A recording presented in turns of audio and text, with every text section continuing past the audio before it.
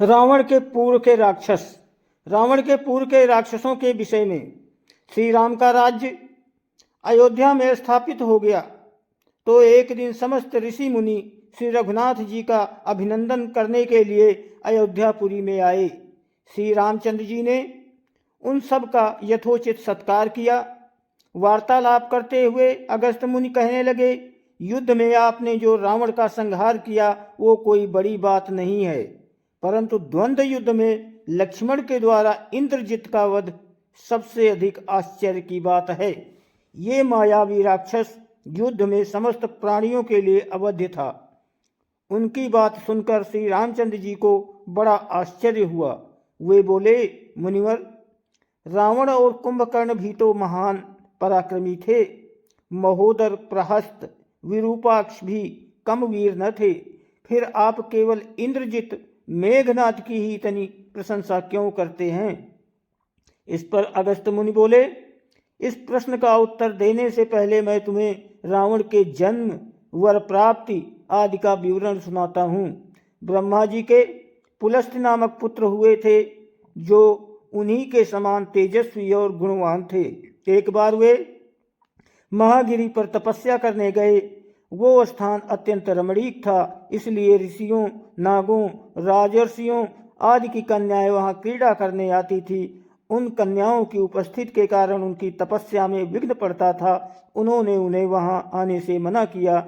जब वे नहीं मानी तो उन्होंने श्राप दे दिया कि कल से जो कन्या यहाँ मुझे दिखाई देगी वो गर्भवती हो जाएगी। से सब कन्याओं ने तो वहां आना बंद कर दिया, परंतु राजर्षि तृणबिंदु की कन्या साप की बात से अनभिज्ञ होने के कारण उस आश्रम में आ गई और महर्षि के दृष्टि पड़ते ही गर्भवती हो गई। जब तृणबिंदु को यह बात मालूम हुई तो उन्होंने अपनी कन्या को पत्नी के रूप में महर्षि को अर्पित कर दिया। इस प्रकार विश्रवा का जन्म हुआ, जो अपने पिता के समान वेदविद और धर्मात्मा हुआ। महामुनि भरद्वाज ने अपनी कन्या का विवाह विश्रवा से कर दिया। उसके वैश्य वर्ण नामक पुत्र हुआ। वो भी धर्मात्मा और विद्वान था। उसने भारी तपस्या करके ब्रह्मा जी को प्रसन्न किया और इंद्र तथा वरुण के सदृश लोकपाल का पद पाया। फिर उसने त्रिकूट पर्वत पर बसी लंका को अपना निवास स्थान बनाया और राक्षसों पर राज्य करने लगा।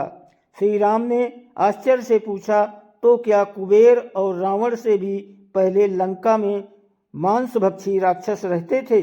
फिर उनका पूर्वज कौन था? ये सुनने के लिए मुझे आप बताइए। अगस्त्य जी बोले, पूर्व काल में ब्रह्मा जी जंतु बनाया कर जीव जंतु बनाया और उनसे समुद्र के जल की रक्षा करने के लिए कहा। तब उन जंतुओं में से कुछ बोले कि हम इसका रक्षा करेंगे और कुछ ने कहा कि हम इसका यक्षण पूजा करेंगे। इस पर ब्रह्मा जी ने कहा कि जो रक्षण करेंगे वो राक्षस कहलाएगा और जो यक्षण करेगा वो यक्ष कहलाएगा। इस प्रकार वे दो जातियों में बट गए। राक्षसों में हेति और प्रहेति दो भाई थे। प्रहेति तपस्या करने चला गया, परंतु हेति ने भया से विवाह किया, जिससे उसके विद्युतकेश नामक पुत्र उत्पन्न हुआ। विद्युतकेश के सुकेश नामक पराक्रमी पुत्र हुआ।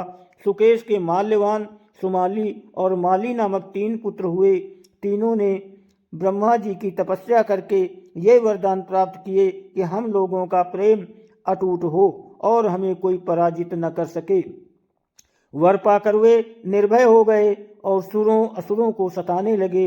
उन्होंने विश्वकर्मा से एक अत्यंत सुंदर नगर बनाने के लिए कहा।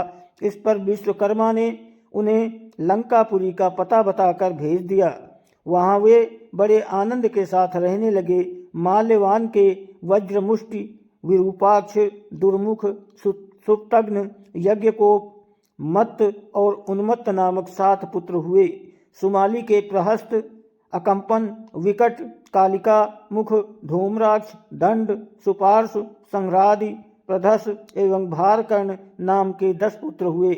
माली के अनल, अनिल, हर और संपाति नाम के 4 पुत्र हुए। ये सब बलवान और दुष्ट प्रकृति होने के कारण ऋषि मुनियों को कष्ट दिया करते थे। उनके कष्टों से दुखी होकर ऋषि मुनिगण जब भगवान विष्णु की शरण में गए तो उन्होंने आश्वासन दिया कि हे ऋषियों, मैं इन दुष्टों का अवश्य ही नाश करूंगा। जब राक्षसों को विष्णु के इस आश्वासन की सूचना मिली तो वे सब मंत्रणा करके संगठित हो माली के सेनापतित्व में इंद्रलोक पर आक्रमण करने के लिए चल पड़े। समाचार पाकर भगवान विष्णु ने अपने अस्त्र शस्त्र संभाले और राक्षसों का संहार करने लगे। सेनापति माली सहित बहुत से राक्षस मारे गए और शेष लंका की ओर भाग गए। जब भागते हुए राक्षसों का भी नारायण संहार करने लगे तो माल्यवान क्रुद्ध होकर युद्ध भूमि में लौट पड़ा। भगवान विष्णु के हाथों अंत में वो भी काल का ग्रास बना। शेष बचे हुए राक्षस सुमाली के नेतृत्व में लंका को त्याग कर पाताल में जा बसे और लंका पर कुबेर का राज्य स्थापित हुआ। राक्षसों के विनाश से दुखी होकर सुमाली ने अपनी पुत्री कैकसी से कहा कि पुत्री, राक्षस वंश के कल्याण के लिए मैं चाहता हूँ कि तुम पराक्रमी महर्षि विश्वरा के पास जाकर उनसे पुत्र प्राप्त करो। वही पुत्र हम राक्षसों की देवताओं से रक्षा कर सकता है। दोस्तों, वीडियो को लाइक और सब्सक्राइब जरूर करें। आप लोग नहीं करते हो, आपकी मेहरबानी होगी, कर दिया करो। धन्यवाद।